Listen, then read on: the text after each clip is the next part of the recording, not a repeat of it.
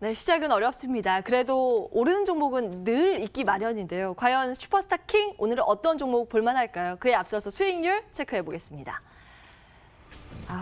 유튜브 채팅창에 이렇게 표현을 하시더라고요. 작은 거인. 그만하죠. 이슬이 전문가의 수익률 좀 보세요, 여러분. 후성 저희가 매수 그리고 매도 타이밍 정확하게 잡았죠. 84%가량 챙기고 나왔습니다. 그리고 대우 PNC 20%, 대창 스틸 19% 넘는 수익 달성 중입니다. 이 밖에 현대 엘리베이터 12%, KPM 테크도 요즘 큰 주목을 받고 있죠. 7월 25일 말씀드렸고 8% 넘는 수익 달성 중입니다. 이슬이 전문가의 로보티즈도 7% 넘는 수익 달성하고 있습니다. 네, 오늘 참 어려운 이런 시장 가운데 어떤 종목 볼 수 있을까요? 김민식 전문가가 준비해 오셨습니다. 전문가님. 네, 오늘 제가 준비한 종목은 SK이노베이션이고요. SK이노베이션 같은 경우는 2차 전지와 에너지 섹터에 같이 연결되어 있습니다. 그리고 에너지 섹터, 정유 섹터에서 지금 가장 주목해 봐야 될 것은 2020년부터 시작되는 IMO 규제를 조금 주목해 봐야 될 때가 아닌가 생각을 합니다. 당장 내년부터 시작이 되는 상황이고요. IMO 규제라고 말씀드리는 것은 지금 바다에 떠다니는 유조선들 그리고 바다에 떠다니는 모든 배들이 지금 고황, 다시 얘기해서 온난화를 일으키는 여러 가지 물질들이 배출되는 농도를 낮춰야 된다라고 합의를 하고 있습니다. 그래서 지금 현재 고황의 황이 높은 비율로 나타나는 저등급 에너지, 석유 같은 것을 사용 안 하고 경유급 이상의 연료를 사용을 해야 된다라고 규제가 나온 상황이죠. 이게 국제기구에서 나온 규제이기 때문에 우리나라 에너지기구에 어느 정도 에너지 업종에 큰 영향력을 미칠 거라고 생각을 합니다. 그래서 정유업종에서 대세 상승을 이뤄낼 가능성이 높다. 하반기로 갈수록.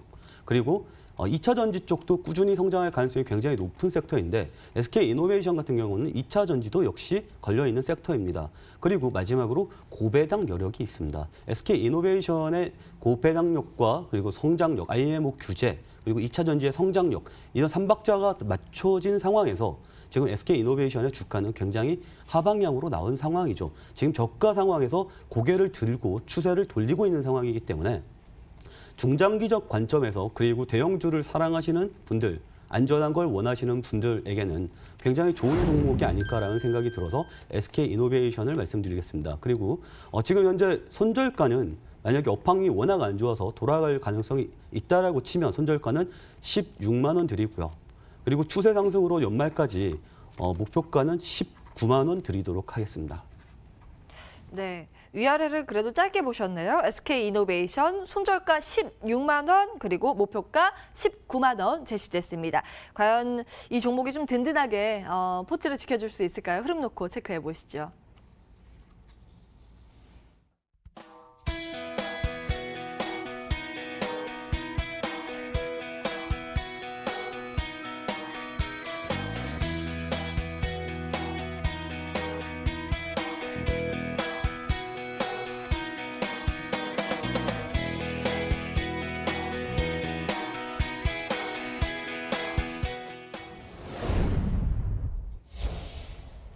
네, 시장 대응 전략 세워보겠습니다.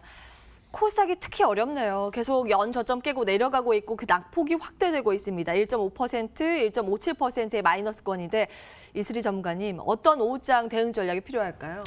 일단 계속해서 이제 기관이라든지 외인 매도 물량이 증폭이 되고 있는 상황입니다.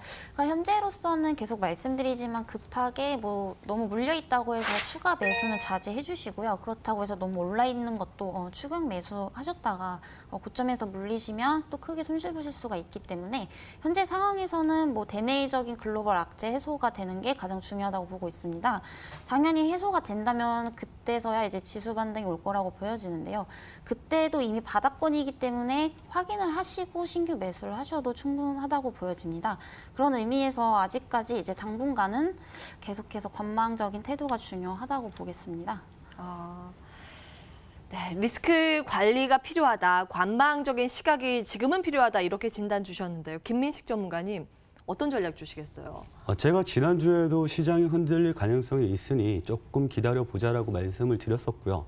그리고 이번 주에도 마찬가지입니다. 지금 미국이 최고가를 찍고 있는 상황이고 아까 처음에 말씀드렸듯이 환율이 아직까지 진정이 되지 않은 상황입니다. 환율이 진정이 안 됐다라는 이야기는 상승할 가능성도 있겠죠. 하지만 단기적인 상황으로 보고 있습니다. 8월 초까지 이 상황은 어느 정도 마무리될 가능성이 높다라고 판단하고 있고요. 그리고 중장기적인 관점에서 봤을 때 트럼프는 지금 현재 약달러를 주장하고 있습니다. 그리고 미국도 이자율을 낮추고 있는 상황이고요. 그 얘기는 무엇이냐면 우리나라 환율에 굉장히 긍정적인 영향을 미칠 가능성이 높다라는 것이죠. 이자율을 낮춘다면 시장에 돈을 많이 푼다는 이야기고, 그리고 약달러로 간다면 환율이 내려갈 가능성이 높습니다. 그 얘기는 우리나라 주가 시장에 굉장히 긍정적으로 볼 수가 있는 거죠. 그래서 장기적인 관점에서는 우리나라 시장이 상승할 가능성이 굉장히 높지만 단기적으로는 흔들릴 가능성이 있으니 시장을 조금 더 보고 매매에 대응하자라고 말씀드리겠습니다. 일단 8월 초가 되면은 어느 정도 시장의 실마리 이제 상승 쪽으로 가닥을 잡을 수 있을 만한 요소들이 남아있지만 여전히 그를 앞두고서는 어려울 가능성이 있다. 단기적으로는 좀 시장에 대해서 보수적인 관점을 유지하자라는 내용으로 두 분 좀 합쳐지네요. 월스트리트 코리아 김민식 전문가와 이슬희 전문가 오늘 함께했고요. 여러분들 시장 참 어렵습니다. 오늘도 녹록지 않은데 보다 구체적인 내용들을 이어진 MTN 순서들을 통해서 확인을 해보시기 바라겠습니다. 저희는 여기서 인사드릴게요. 한 주간 함께해 주신 여러분 고맙습니다.